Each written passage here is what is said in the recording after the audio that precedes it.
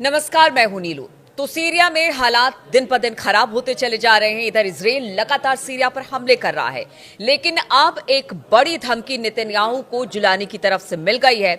और ये धमकी क्या है, बातचीत करने के लिए मयंक मेरे साथ जुड़ गए हैं। मयंक, जुलानी की धमकी नेतन्याहू को, और कहा यह जा रहा है कि आप जो कर रहे हैं सीरिया में वो ठीक नहीं है।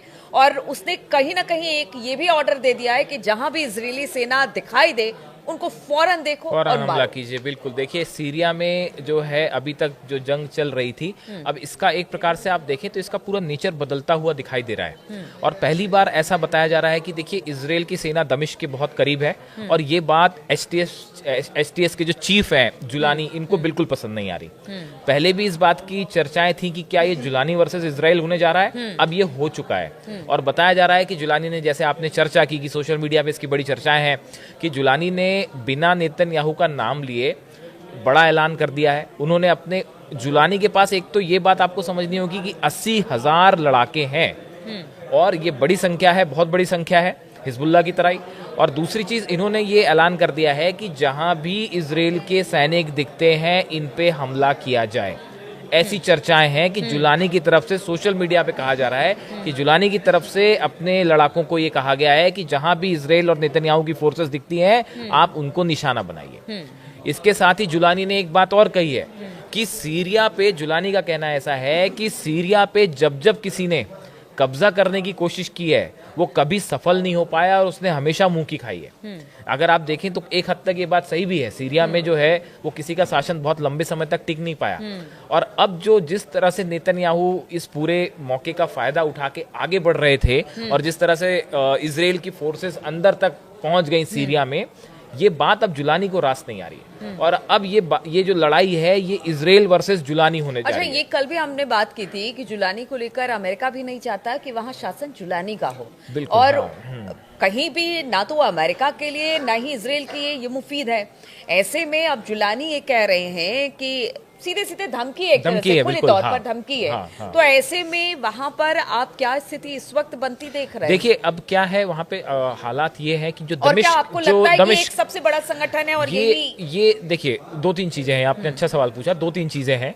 पहली बात तो ये कि दमिश्क पूरा जो है वो, उस पे पूरा जुलानी का कब्जा है। उसके लड़ाके दमिश्क और उसके आसपास के इलाकों पे पूरी तरह से उनका कब्जा है। दूसरी चीज, इनको जो है एसटीएस को और एसएनए, जो दो संगठन हैं, इनको जो है तुर्की की तरफ से हथियार भी मिल रहे हैं, गोला बारूद भी मिल रहा है। इनको जो है जितनी तरह की फंडिंग हो रही है वो तुर्की की तरफ से हो रही है। इन हालात में एक तरफ तो बशर अल असद की सेना के जो हथियार थे, जिसकी हमने चर्चा की थी कि एक टनल मिली है, उसमें मिसाइल्स भी हैं, तो वो सब जो चीजें मिल रही हैं, जो टैंक्स मिले हैं, जो गोला बारूद मिला है बशर अल असद की सेना से, उस पे तो जुलानी कब्जा कर ही चुके हैं, वो उनके पास आ ही चुके हैं। चर्चा है केमिकल वेपन्स की भी थी कि जो केमिकल वेपन्स हैं क्या ये जुलानी के हाथ लग गए हैं। सच कोई नहीं जानता क्या है, लेकिन अमेरिका भी इस बात को लेकर सतर्क है और इजराइल भी है। अब ऐसी स्थिति में देखिए जुलानी के पास इस समय कितनी ताकत है। 80,000 के आसपास तो उनके लड़ाके हैं, इसमें कोई शक नहीं है। इनके पास कितने हथियार हैं, और अगर ये इजराइल वर्सेस जुलानी आमने सामने की लड़ाई होती है तो ये क्या रूप लेगी, ये क्या हिजबुल्लाह और इजराइल का जो स्थिति थी लेबनान में, क्या इस तरह की कोई स्थिति बनेगी? देखिए इजराइल के लिए एक नुकसान की बात कह लें आप, या चैलेंज ये है कि इजराइल इस समय सीरिया की जमीन पे है। आप अपने बॉर्डर पे जब युद्ध कर रहे होते हैं तो थोड़ा सा आसान होता है, लेकिन जब आप दूसरे देश में, हम बार बार ये बात कहते हैं कि अब वो जमाने चले गए जब आप जो है किसी दूसरे के देश में अंदर घुस जाएं और अपनी सेना को वहां बसा लें और टिके रह जाएं वहां। अब वो जमाने गए। आप कह रहे हैं कि जुलानी की सेना अच्छी खासी बड़ी है, तादाद इसकी बड़ी है, वेपन्स भी इनके पास अच्छे खासे हैं, तो क्या जो इस वक्त जो पुरानी तानाशाह सरकार से लूटी गई वेपन थी, क्या ये भी हम मान के चले कि जुलानी का इस्तेमाल? हाँ, ऐसा बताया जा रहा है कि बड़ी मात्रा में जो असद के हथियार थे वो अब जुलानी के पास है। लेकिन देखिए नीलू, इसमें है ना कई चीजें हैं। एक सवाल ये भी है कि क्या इजराइल, क्या नेतन्याहू वाकई दमिश्क पे सीधा हमला करेंगे, या ये देखिए आप अभी दमिश्क के करीब है, करीब 10 किलोमीटर पहले तक बताया जाता है कि 10 किलोमीटर पहले इजराइल पहुंच चुका है, लेकिन क्या इसके आगे इजराइल जाएगा? ये एक अपने आप पे बड़ा सवाल है। देखिए इजराइल चाह क्या रहा है, क्या वो एक बड़ा बफर जोन बनाना चाहता है, क्या वो ये चाहता है कि इजराइल की कुछ जमीन पे कब्जा कर लिया जाए? हिजबुल्लाह के हथियार सप्लाई जो थी वो सीरिया से होती थी, वो पूरी तरह से बंद हो गई है अब। तो ये हिजबुल्लाह के लिए बड़ी चुनौती है। अब सवाल ये है कि इजराइल और अमेरिका असल में सीरिया में चाहते क्या है? क्या ये यहाँ पे इजराइल की नेतन्याहू की कोशिश ये है कि यहाँ की जमीन हथियाई जाए और यहाँ पे परमानेंटली बैठ लिया जाए? ये दमिश्क पे हमला करेंगे कि या नहीं करेंगे, और अगर करते हैं तो उसका क्या परिणाम होगा? देखिए, अगर दमिश्क पे इजराइल का हमला होता है तो ये वॉर का स्केल और बड़ा होगा। उसके बाद जो परिणाम होंगे वो बेहद घातक हो सकते हैं। अभी तक तो आप इसमें देखिए, एक बात और है मयंक, ये भी बताइए, जैसे ठीक है जुलानी की सेना हो गई और भी इस वक्त प्रॉक्सीज हो गए, संगठन हो गए, तो लगता नहीं है कि ठीक है इस वक्त तो एक एक करके लड़ाई हो रही है इजराइल के साथ या बाकी लोग, लेकिन जब अगर इजराइल डायरेक्ट तौर पर वहां पर घुसने की कोशिश करेगा तो क्या सारे संगठन एक हो सकते हैं? ऐसा नहीं है, इस तरह की आशंका है क्या? इसमें क्या स्थिति है? देखिए, इसमें स्थिति यह है कि एक एसडीए है, गुट कुर्दिश लोगों का जो है, उसको अमेरिका सपोर्ट कर रहा है।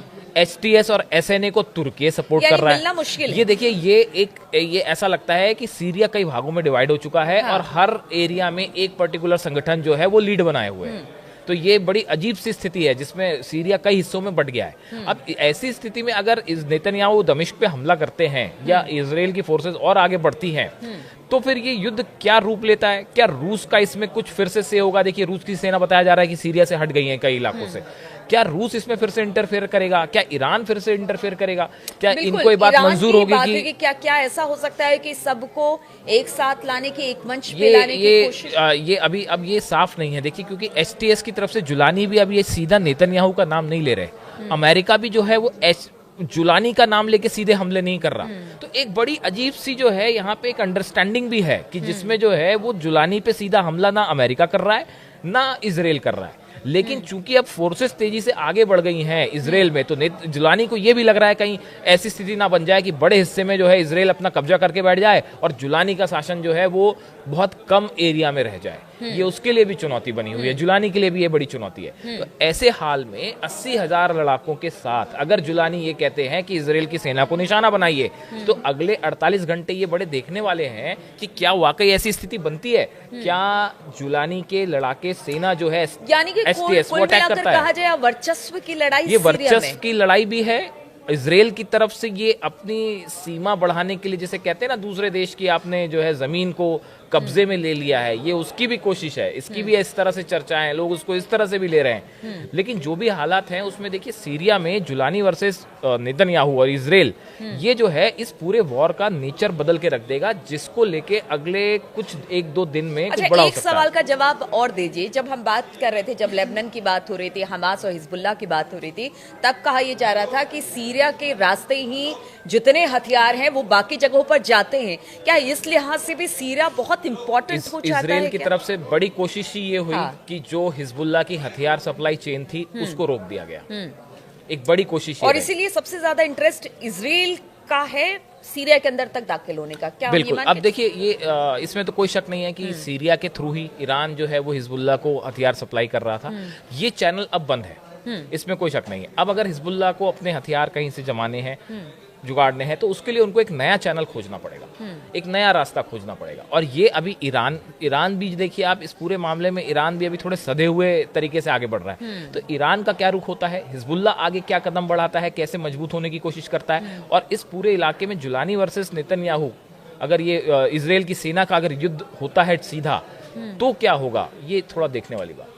चलिए, तो बहुत इफ्स एंड बट्स हैं, बहुत सारे देश हैं जो कि इस ओर अपना इंटरेस्ट दिखा रहे हैं कि सीरिया में जो कुछ हो रहा है, सभी अपने अपने तरीके से वर्चस्व की लड़ाई यहां पर दिखाई दे रही है। लेकिन फिलहाल हालात किस तरह के आगे बनते हैं, इस पर हमारी नजर बनी रहेगी। हम लगातार अपडेट्स आपके लिए लेकर आते रहेंगे। फिलहाल बहुत बहुत शुक्रिया हमारे साथ जुड़ने के लिए।